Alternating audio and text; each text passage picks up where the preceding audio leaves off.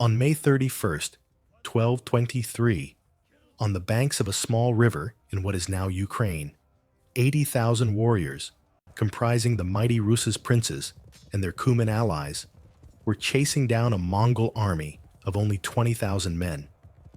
They'd been pursuing their enemy for 9 straight days, 200 miles across the endless steppe.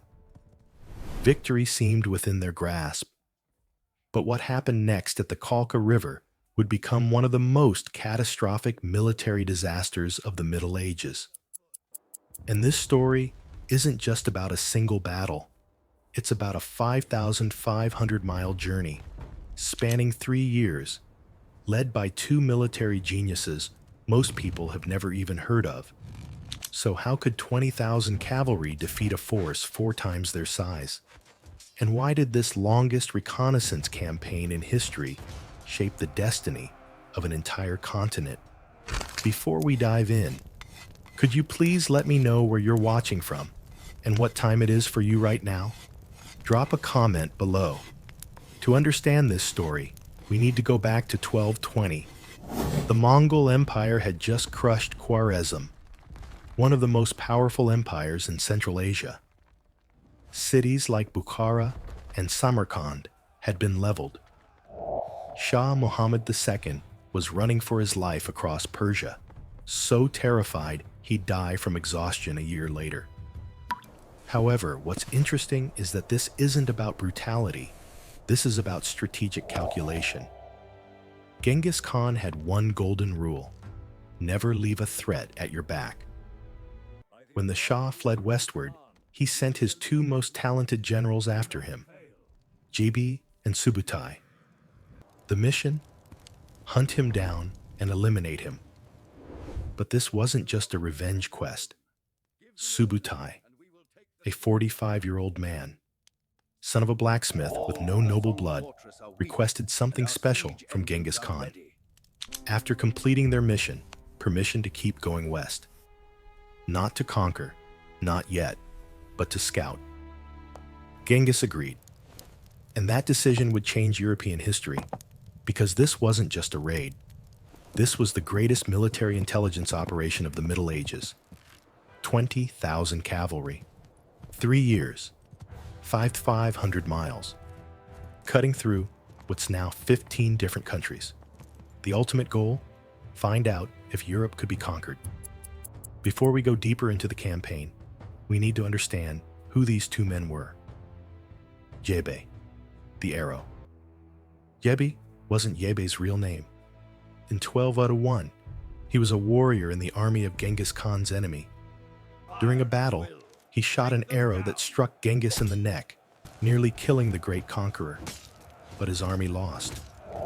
When captured, instead of begging for mercy, he openly admitted, "I was the one who shot you." Genghis Khan, instead of executing him, laughed and said, "A man loyal to his master, whoever that master may be, is worthy of respect." He was pardoned and given a new name, Jebe, meaning the arrow.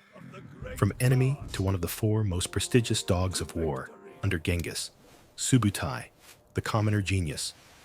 If Jebe was the sharp sword, Subutai was the strategic mind. Born in 1175, the son of a blacksmith named Jarchigudai. In an empire built on bloodlines and nobility, a commoner rising to supreme command was virtually impossible. But Subutai was different. At 14, he volunteered for Genghis Khan's army, following in his older brother Jelme's footsteps. He was assigned as a door guard to Genghis's yurt, a position that seemed humble but allowed him to listen in on all strategic meetings. Subutai famously told Genghis Khan, "I will ward off your enemies as felt cloth protects one from the wind." And he delivered. At 22, he received his first command against the Merkit tribe. Instead of a frontal assault, Subutai posed as a deserter, infiltrated the enemy camp, fed them false intelligence that made them lower their guard, then coordinated with the main force for a surprise attack. Complete victory. From then on, Subutai became Jebe's protege. The two complemented each other perfectly. Jebe, bold and decisive. Subutai, cautious and calculating. In 1220, when tasked with pursuing Shah Muhammad, they weren't just two generals. They were a perfect war machine. The journey began in Persia, the winter of 1220. Shah Muhammad was running everywhere. Jebe and Subutai gave chase, but they weren't in a hurry, because they understood something crucial. Chasing the Shah was just the excuse. The real objective was to learn. They learned how Persian cities were constructed, learned the trade routes, learned who was enemies with whom, who could be bought, and who would fight to the death. Ray, plundered. Zanjan, burned. Kazvin, same fate. But when they reached Tabriz, one of the wealthiest cities in Persia, something interesting happened. Atabeg Ozbeg, the ruler of Azerbaijan, sent envoys with an offer, a massive tribute of money, clothing, and most importantly, horses. Lots of horses. Subutai and Jebe accepted. Why? Because they didn't need to destroy Tabriz. They needed supplies. And Ozbeg, by paying ransom, had unwittingly funded the rest of their expedition. This is what many people don't understand about the Mongols. They weren't always brutal. They were calculating. If a city surrendered and was useful, it was left alone. If it resisted, take Hamadan. First surrender, spared. Second time resisting, completely massacred. That was the message. Cooperate and live. Resist and die. In early 1221, Shah Muhammad died of exhaustion on a small island in the Caspian Sea. Primary mission accomplished. But Subutai and Jebe didn't turn back. They turned north. They invaded Georgia, a powerful Christian kingdom with a long warrior tradition. In January-February 1221, they faced a Georgian-Armenian army of 30,000 men. Jebe set up an ambush with 5,000 men, while Subutai's main force feigned retreat. When Georgian cavalry pursued and defeated the Turkmen forces, Jebe closed the trap. King George IV was mortally wounded and died shortly after. Georgia was pillaged. In March, they returned to Azerbaijan, besieging Maragay. With calculated brutality, they used prisoners as human shields at the front of each assault. The city fell. Most of the population was killed. Then came the most terrifying part, crossing the Caucasus Mountains in winter. They arrived at Derbent, an important gateway city. Instead of laying siege, Subutai negotiated. Give us 10 guides to lead us through the mountains, and your city will be spared. The city agreed. But to ensure the guides wouldn't betray them, the Mongols executed one right in front of the others. The message was clear. Don't play games. The Caucasus crossing was costly. They had to abandon their siege engines, and hundreds died from the cold. But when they emerged on the northern side, they were in a completely new world. The Pontic Caspian steppe, land of nomadic tribes. And here, Subutai would demonstrate one of the most brilliant diplomatic military maneuvers in history. The northern slopes of the Caucasus, early 1222. Subutai and Jebe faced a massive alliance. The Alans, Circassians, and Kipchaks, also known as Cumans, totaling about 50,000 warriors. 20,000 Mongol cavalry, exhausted after crossing the mountains, was facing a force 2.5 times their size. Most generals would avoid battle, but Subutai wasn't most generals. He sent envoys to the Kipchaks with a simple message. We are all nomads. We speak the same Turkic language. We share the same culture. Why fight for the Alans, settled people who are different from us? Withdraw. We'll share the spoils. The Kipchak Khans hesitated. Eventually, they agreed. When the Kipchaks pulled out of the alliance, the Alans and Circassians suddenly found themselves isolated. The Mongols attacked and defeated them separately. But then came what the Kipchaks didn't expect. Subutai turned around and attacked the Kipchaks. But we had a deal. And here's the brutal lesson. In war, promises only matter when they're still useful. 2 Cuman armies were annihilated. The survivors, led by Khan Khotan, fled westward. And this is where our story truly begins. In the spring of 1223, Khan Khotan arrived in Kiev. He didn't come empty-handed. He brought gold, silver, precious silks from the east, and slave girls. But more importantly, he brought a warning. A strange army has crossed the Caucasus. They've defeated everyone in their path. Today they came for us. Tomorrow they'll come for you. Khotan had family ties with the Rus. His daughter had married Prince Mstislav Mstislavich of Galicia, a fierce warrior known by the epithet the Bold.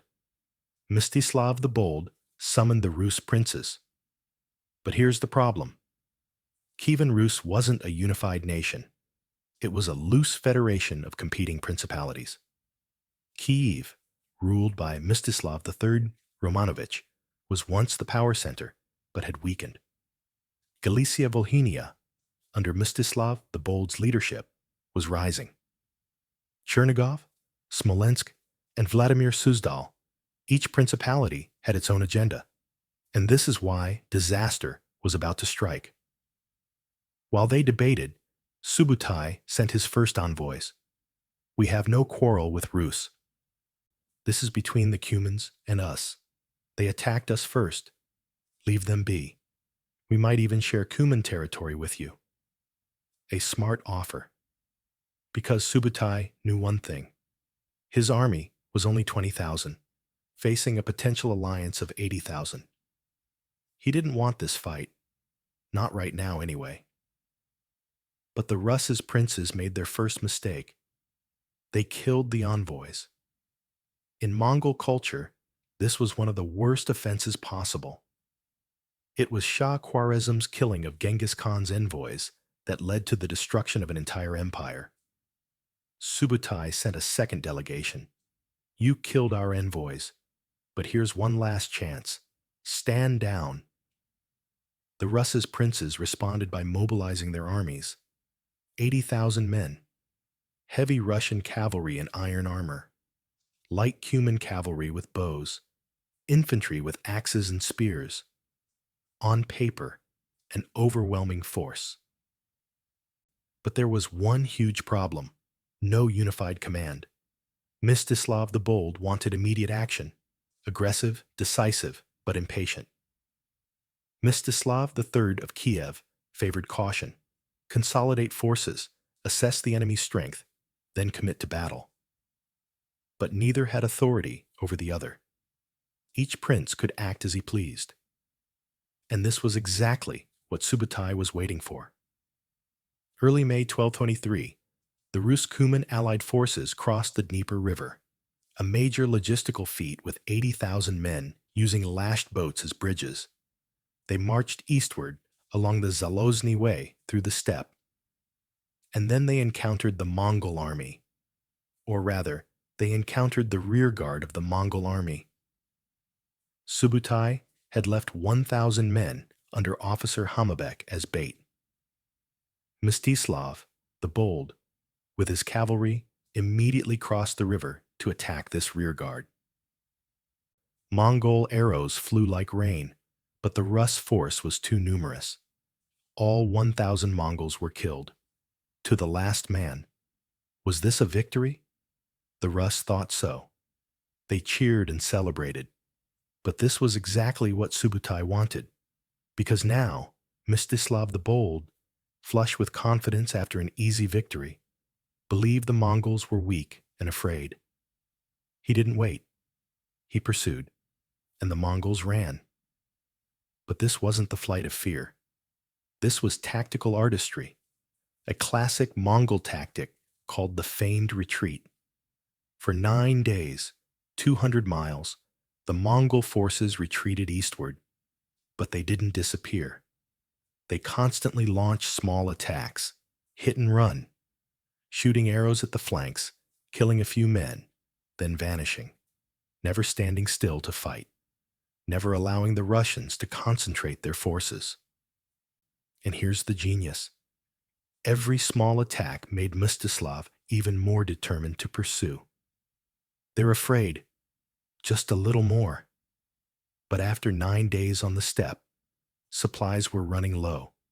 Horses were exhausted. Soldiers were tired and irritable. The formation was stretched, units moving at different speeds. The 80,000-man army was no longer a cohesive force. It had become a long, strung-out train with units separated by miles. And most importantly, they were blinded by determination. On May 30th, they reached the Kalka River, a small river, shallow water. In Ukrainian history, this is believed to be the modern Kalchik River, flowing into the Sea of Azov. And here, everything changed. May 31st, 1223, dawn. Subutai and Jebe had stopped running. 20,000 Mongol cavalry lined up on the eastern bank of the Kalka River. No more retreating. They were ready to fight. Mstislav the Bold saw them from the opposite bank. This was the moment he'd been waiting for. He ordered his heavy cavalry to cross the river immediately. But here was the second major mistake. Mstislav III of Kiev, the more cautious leader, wanted to wait for the entire army to consolidate before attacking. A tense war council took place. Heated arguments, but no one had the authority to command the others. The result? The army was divided. Mstislav the Bold, along with the Cuman cavalry, crossed the river. Mstislav of Kiev stayed behind, establishing a fortified camp on a nearby hill with circled wagons and sharpened stakes. This was exactly what Subutai wanted, a divided enemy. As the Rus' heavy cavalry and Cuman light cavalry crossed the shallow fords of the Kalka, they were brimming with confidence. They attacked head-on, seeking to break the Mongol lines through sheer force and momentum. Initially, they overwhelmed a Mongol rearguard detachment, scattering it and creating the illusion of a breakthrough. But this was another trap. Jebe and Subutai had positioned their troops to exploit such aggressive advances. As the Rus' Cuman cavalry charged forward, Mongol forces suddenly counterattacked from both flanks. The Mongols attacked with what chronicles describe as typical ferocity. Head-on and from both sides. Arrows flew like black rain.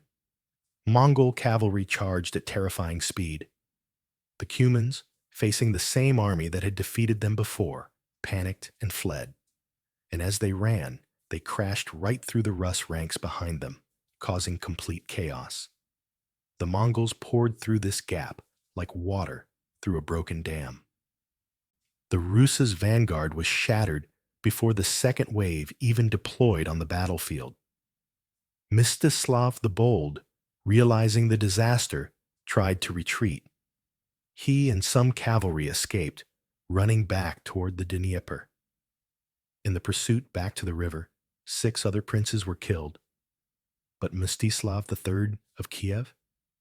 He remained in his fortified camp. Subutai divided his forces. One part encircled Mstislav's camp. The rest pursued the fleeing army. Mstislav's camp was in a good defensive position, protected by circled wagons and sharpened stakes. The slopes of the hill were steep enough to prevent a Mongol-mounted attack. So the Mongol warriors dismounted and attacked on foot. The Rus warriors, sheltered behind and atop their wagons, repelled multiple assaults. The Mongols tried to hook and pull the wagons apart, while Rus's warriors stabbed and slashed at them from above. Crouched behind shields and wagons, the Rus successfully blunted the Mongol archery. For 3 days, the Mongols attacked, and for 3 days, Mstislav III held firm. But then the Mongol commanders sent an offer. Surrender. We'll let you leave safely if you abandon your weapons, banners, and possessions. Mstislav III, exhausted, out of food, with no hope of reinforcement, agreed. This was his final mistake. When the Rus laid down their weapons and emerged, they were bound hand and foot. The Mongols didn't spare them. Mstislav III and his 2 sons-in-law were placed lying on the ground. Wooden planks were laid on top of them. And then Subutai, Jebe, and senior Mongol commanders climbed onto this rickety wooden platform. They set up a victory feast right on top of it. As the Mongol leaders laughed and celebrated, the 3 Rus' princes were crushed to death under the weight of the party. Why this brutal form of execution? Because in Mongol belief, royal blood must not be spilled, but they still wanted to punish. So they found a way to kill without shedding blood. It was a message.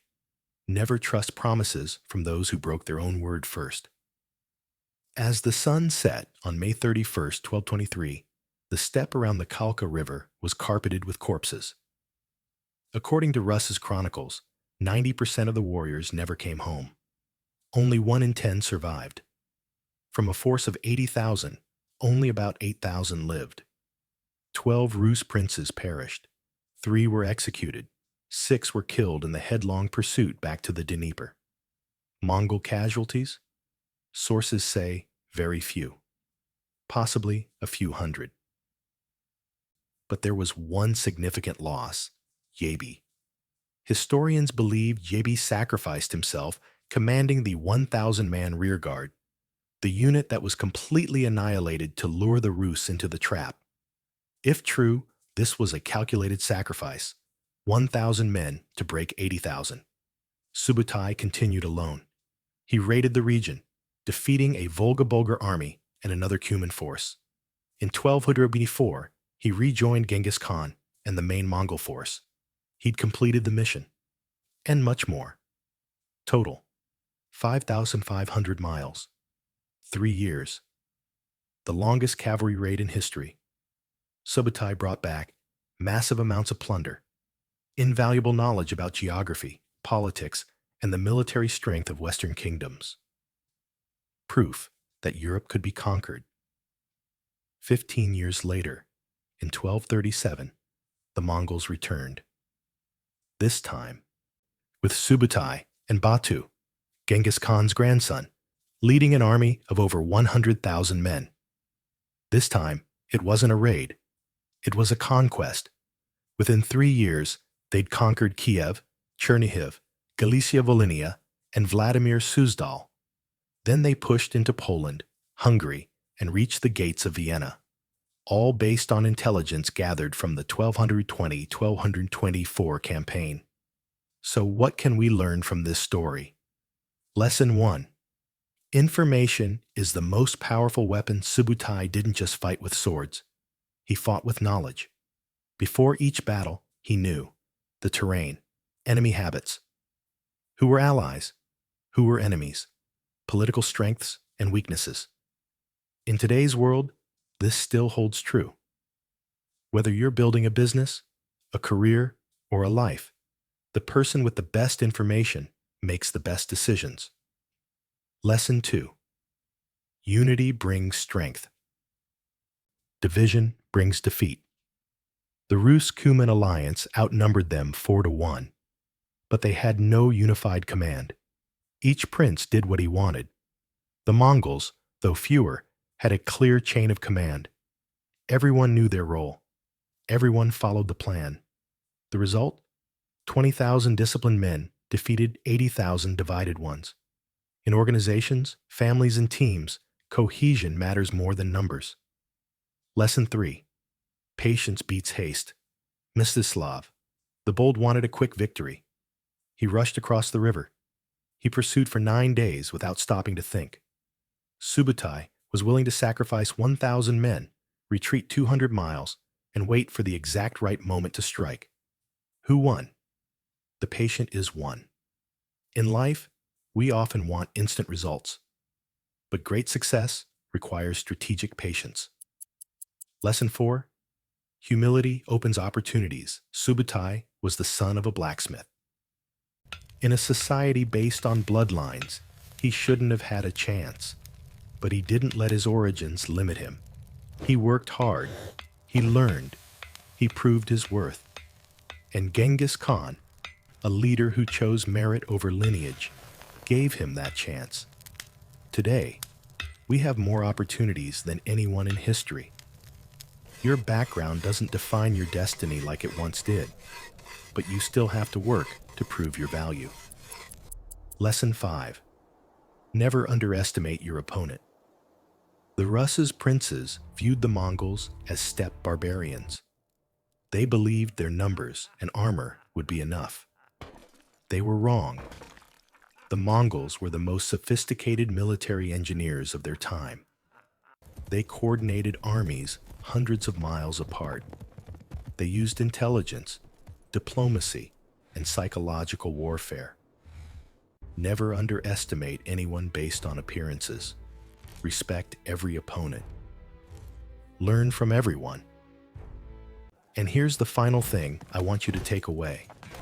History isn't just dates and events. It's about human choices under difficult circumstances. Subutai could have remained a blacksmith, but he chose to serve. Mstislav the Bold could have waited, but he chose haste. The Rus princes could have united, but they chose pride. And those choices, made in critical moments, shape the destiny of millions for centuries. You're facing your own choices. They may not be on the scale of battles, but they still matter. What will you choose? If you enjoyed this video, hit that like button, subscribe to the channel, and turn on notifications so you don't miss more incredible history stories.